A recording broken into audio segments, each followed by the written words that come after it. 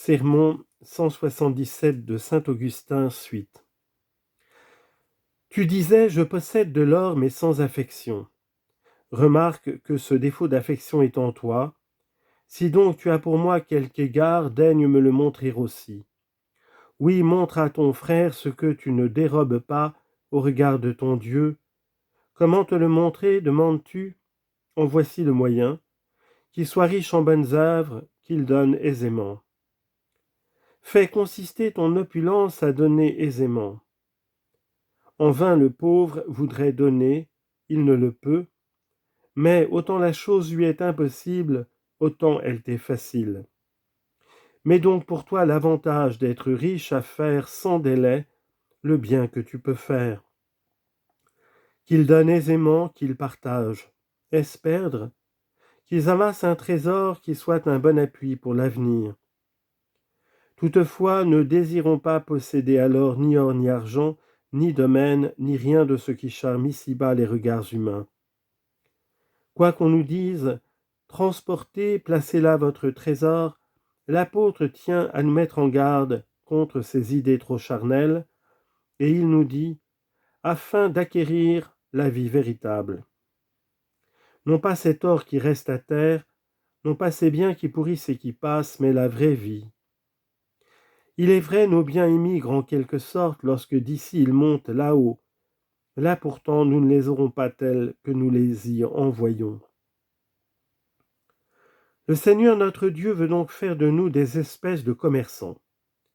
Lui-même échange avec nous.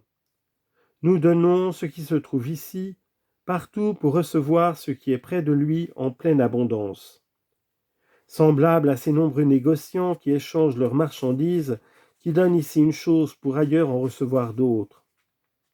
Si par exemple tu disais à ton ami « Je t'offre ici de l'or, mais donne-moi de l'huile en Afrique », cet or voyagerait et ne voyagerait pas, mais tu aurais ce que tu désires. Telle est, mes frères, l'idée qu'il nous faut avoir de notre commerce spirituel. Que donnons-nous d'une part et que recevons-nous de l'autre? Nous donnons ce que, malgré la plus énergique volonté, nous ne saurions emporter avec nous. Pourquoi le laisser périr? Donnons ici ce qui est moins pour recevoir ailleurs ce qui est plus.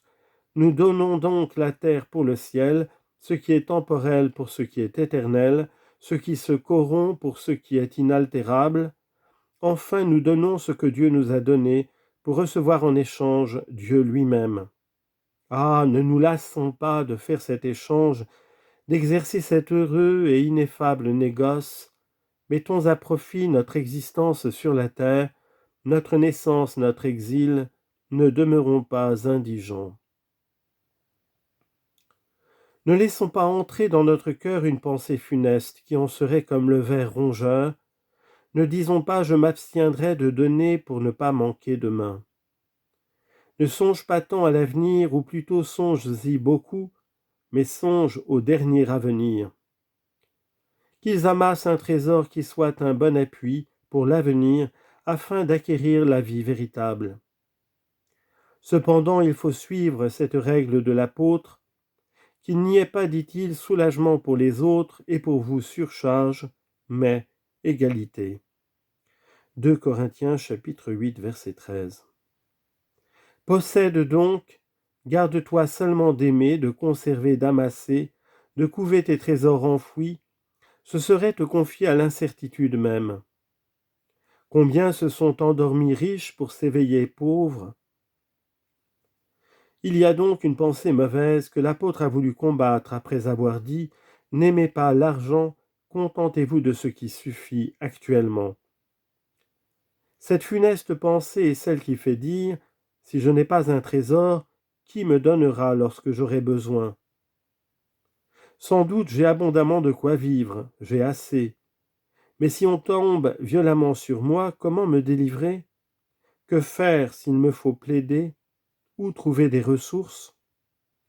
Hélas, pendant que sans y réussir, on cherche à calculer tous les maux qui peuvent affliger l'humanité, souvent un seul accident trouble tous les calculs et il ne reste rien, absolument rien des ressources qu'on alignait. Aussi pour détruire ce ver rongeur, pour anéantir cette pensée, Dieu a-t-il placé dans son écriture un enseignement qu'on peut comparer au parfum destiné à éloigner l'artisan des étoffes. L'artisan des étoffes. Quel est cet enseignement? Tu songeais aux malheurs qui peuvent tomber sur toi, sans penser peut-être au plus grand de tous? Écoute. N'aimez point l'argent, contentez-vous de ce qui actuellement suffit, car Dieu même a dit, je ne te laisserai pas, ni ne t'abandonnerai. Hébreux chapitre 13, verset 5. Tu redoutais je ne sais quel accident, et pour y parer, tu conservais ton or. Prends note de l'engagement sacré que Dieu même contracte. Je ne te laisserai ni ne t'abandonnerai, dit-il. Si un homme te faisait cette promesse, tu aurais confiance. C'est Dieu et tu doutes. Oui, il t'a promis, il a écrit, il t'a donné caution. Sois donc sûr. Relis sa promesse, tu l'as en main. Tu as en main la caution, tu as en main Dieu lui-même, devenu ton débiteur, quoique tu le supplies de te quitter tes dettes.